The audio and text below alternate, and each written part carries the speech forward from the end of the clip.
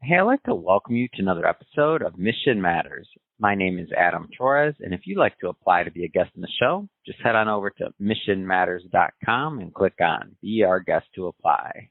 All right, so today I have Marcus Rader on the line, and he is founder and CEO of Hostaway. Marcus, welcome to the show. Thank you very much for having me. All right, Marcus. So excited to learn more about Hostaway today. So an all-in-one vacation rental solution. So I want to go further into that. And also, your background as an entrepreneur and how you got started. But before we do that, let's start this episode the way that we start them all with our Mission Matters Minute. So Marcus, we at Mission Matters, we amplify stories for entrepreneurs, executives, and experts. That's our mission. Marcus, what mission matters to you? Well, here at Hostaway, we partner with property managers in the growth of their business by providing solutions to achieve their goals. More specifically, what that means is we provide the best vacation rental software. And our vision is to be the market leader in the short-term rental industry, loved by property managers globally. And this is something that we're in fact getting so close to our vision that we probably need to reshape it to something bigger soon, but we're still on an amazing growth trajectory right now. That's awesome. Love bringing mission-based individuals and entrepreneurs in line to share, why they do what they do, how they're doing it, and really what we can all learn and gain from accessing their journey. So great to have you on. And I guess just to get us kicked off, Marcus, tell me a little bit more about your background. Like, how did you get started as an entrepreneur? Yeah, thanks for asking. So I have a confession to make. I've only worked in startups my entire life. Wow, so that's unique. That's a good vantage point. Go ahead. Yeah, I have absolutely no experience in any company bigger than 100 employees. Many companies that have left after the exciting stage, they have since grown to even thousands of employees. But I never worked in a company with more than 100 employees. We're about to cross the threshold here at Hostaway. What really got me excited was I made a big decision with my wife to move to Canada about 7 years ago, and I had already reached a stage in my career where I wasn't really applying for jobs. I was more interviewing companies, if you know what I mean. Mm-hmm. And I found this one company that I thought I wanted to work with, but it didn't click on the interview. And that's when I thought, this is silly. I should be the one running the show. And that's exactly what I did. So I started from scratch. I was lacking a lot of the infrastructure that you need to found a successful software business. One of the greatest assets you can have is a solid mentoring network, and if you can have at least a couple of million on your bank account, it will really, really help you down the road. But I didn't have any of that, so I had to build everything from scratch. And we decided to focus on the short-term rental sector, because back in 2015, Airbnb was really taking off. And when we started interviewing companies that were operating in space, we found that they were missing tools, software tools that most other industries were taken as granted. And they were just completely missing because the entire industry was quite new at the time. And we decided to start building those. And now 7 years later, we're building them. We're still building them. What an amazing story. And, there's a lot of entrepreneurs that are listening to this and would-be entrepreneurs, maybe people that want to go down that path. Like, what do you think was kind of the difference maker here in you starting? Because as you mentioned, you had some things stacked against you, right? It wasn't necessarily an easy path in the beginning. Like, what are some things that you think made a difference in your and made you success in this? Yeah, that's a really good question, because in the last couple of years, I've been mentoring a lot of other startups, and I've learned about a lot of luck and timing that we had that we didn't know at the time. But one example is a very simple thing that every pitch deck should have is a problem and a solution. And for many years, we went to investors and we were trying to make it very complex. But it turns out our problem and solution was the simplest you could ever find, especially when it comes to software. Because what these people were looking for was software to manage their Airbnb. And the solution that we could offer was Airbnb software. It was really that simple. And I haven't still met a startup that has such a simple problem and solution. And you think, of course, the other aspect is, okay, you can solve any problem, but it needs to be big enough. So the first thing I did before I even came up with a name for the company and before I even had a co-founder, I put an ad on Facebook and I asked, are you looking for Airbnb management software? Click here. And I got hundreds of signups. I borrowed $200 from my wife. And I called all of them, and they confirmed that, yes, they were indeed looking for software. And what they wanted the software to do was fairly similar. They wanted to track who's coming and going, manage their cleaning, set their rates, do their marketing, content. They wanted to do the accounting. And the solution that they were looking for was something that didn't really exist on the market. So that was one thing that we had going for us that was pretty good, that the problem and the solution was fairly simple. That doesn't mean that it was easy to convey the message to investors. I've had a lot of investors who, I think the worst one was where we pitched for half an hour and then the guy said, yeah, I stayed in an Airbnb once. I didn't like it. I don't believe in this. And, that's just half an hour of wasted time on both sides. But it turns out he was wrong, and Airbnb was able to IPO during a pandemic with many parts of the world locked down for travel. So I'm very glad we had that. And another thing that really helped us was and something that I see, this is especially in the B2B SaaS space, is that there's a problem with defining the category.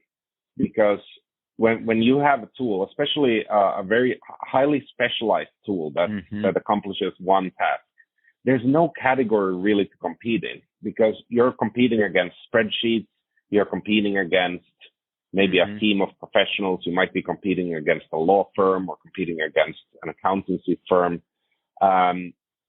We were in a category that did exist. Today it's called vacation rental software. But it existed already back then, which meant that the people who are looking for this type of solutions, they actually know what to search for. Let's say you wanted to automate your legal processes in your company. When you type that into Google, you'll find ads, you'll find a bunch of blog posts from law firms. It would be very hard to find a category to even be listed on, because there's not a critical mass of people looking for that. But because our problem and solution were both so software centered, and it was big enough market to actually have a category, we were very lucky in that we didn't have to struggle with that. And that's what I see now. A lot of B2B SaaS softwares, they are so specific at what they're doing, and what they're doing is the best, but nobody can find them because they don't know what to look for. Makes total sense. And when you talk about timing and things like that, I know some people listen to this and be like, what? Especially the people that maybe were already in the software space, right? Or had maybe products, I won't say that are similar, but there were other, type of real estate management softwares and solutions out there for maybe not that particular market, but I'm sure there's got to be some people out there that were kicking themselves like, wait a minute, there was this whole other market here. So I get the timing part, but not to glance over what it took to execute. Easier said than done, right? So tell me a little bit more about that part of the journey, what it took to build and to gain traction. Well, that was one of the most fun parts, because when from previous startups, one of the things we really wanted to avoid was failure, because it sounds like a cliche, but failure. I was going to say, I feel like everybody that wants to have hope. Go ahead. Yeah. Well, but one of the reasons why startups fail is that they try something and then they have to pivot, and we had to do that as well. But as you pivot, you might find yourself suddenly in a sector that has no barriers of entry, and maybe that's why you're there as well. So before we even set this up, when we run through the business plan, we wanted to make sure that we set up a healthy challenge for ourselves. We wanted to get into an industry that had the highest possible barriers of entry. And that's why we like this so much, because in order to build software for, let's say, that connects to Airbnb, you have to be able to connect with Airbnb. Well, at the time, nobody was able to do that. You could go knock on any door you wanted, and if you were lucky, after many years, Airbnb will tell you to go away. And the same goes for all the other OTAs, Expedia, Vrbo, Booking.com. But we really believed that one day they'll not only open the door, they'll beg us to step in. And in fact, today, they're not only are we preferred and elite partners of these massive companies, but they're even paying us money for the work that we're doing, because we're bringing them the one thing they need to conduct their business, which is inventory. And that was the vision all along. But we wanted to make sure there's massive barriers of entry. And I think I spent around 3 years of my life just knocking on the door of Airbnb just to get someone to talk to. And I did, after about 2 years, people started talking to me, but I got the answers that I expected, which was to go away. And that was one of the most enjoyable times, because, but those barriers of entry, they remain today. If you wanted to start a competitor in this space, it's going to be very, very hard to enter still today, because now they say the doors are open, but only if you're a massive company. But most startups that start out, they're not massive. Yeah, no, it's a great story, and to go through, years of rejection and to work on a problem and to have no guarantee that you were going to be able to connect, right? So like you just had to, and what kept you strong during that time? Because that couldn't have been easy. Yeah, it certainly. There's no guarantee. Like they could have continued to say no, right? Like they could have. Yes and no. I think so one of the things we set up right from the beginning is we asked ourselves, why do we believe in this, and not perhaps in the idea of just vacation rental software, because that can be, but why do we believe in the whole idea of, it was called home sharing, short-term rentals, vacation rentals, and we identified a couple of trends that we thought were extremely strong. So one of them is globalization. People are able to move around the world. And also remote work, which, well, ironically, due to the pandemic, which hit us really bad, that's something that's now completely normalized. People can move around. They can spend a few weeks here, a few months there, and work from anywhere. And these were things. At the same time, there was one trend that we really thought about was how real estate was becoming an asset rather than just homes. And at the same time, the demands from the from consumers was going to change substantially. People wanted more flexible solutions. They wanted the ability to be in different locations. So today you see that a huge amount of people are moving from one city to another, and, compared to 50 years ago, or they're moving to a different country, and they're able to bring their social networks and their professional networks with them, because they can work remotely and they have the internet to connect to family and friends. And those were the trends that even though our business failed many times over and over again, those trends stayed, and they stay strong even today. Amazing. So let's go further into the platform itself. So Hostaway. So tell us a little bit more about the company. Yeah, so it's we've got a platform that pretty much runs the entire back end. When I try to explain it to people who know nothing about short-term rentals, I always mention, imagine an airport. You go to the check-in desk, and they ask you for your passport and your ticket or number, and then they print your boarding pass. That way they know that you have left the luggage and so on. There's someone designing that software that's on those computers. And that's exactly what our software does. It's only for vacation rentals. And one thing that makes it very different from hotels is that with a hotel, first of all, the expectations from the guests, let's say you're staying at the Hilton in Chicago, the expectations you have for that, they're going to be met.